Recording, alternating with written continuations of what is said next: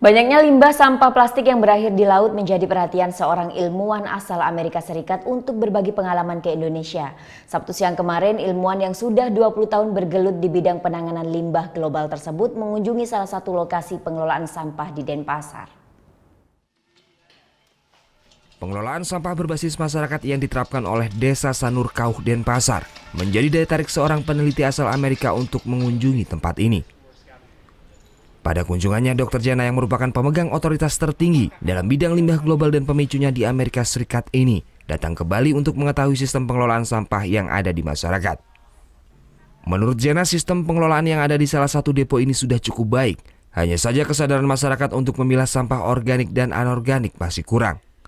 Padahal jika sampah dikelola dengan baik, selain dapat mengurangi pencemaran lingkungan, juga akan bernilai ekonomis yang tinggi.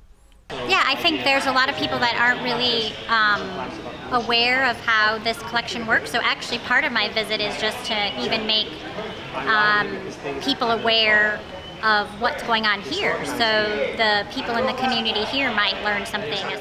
Selama berada di Bali, ilmuwan asal Amerika ini juga mengunjungi sejumlah depo pengelolaan dan tempat daur ulang sampah lainnya yang ada di Bali.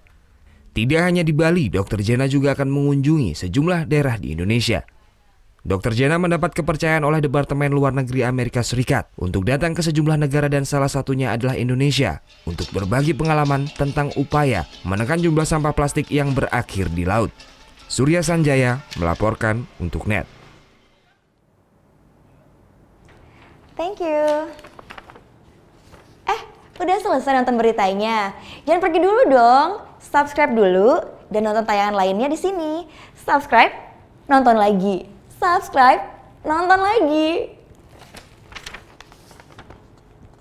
Kak.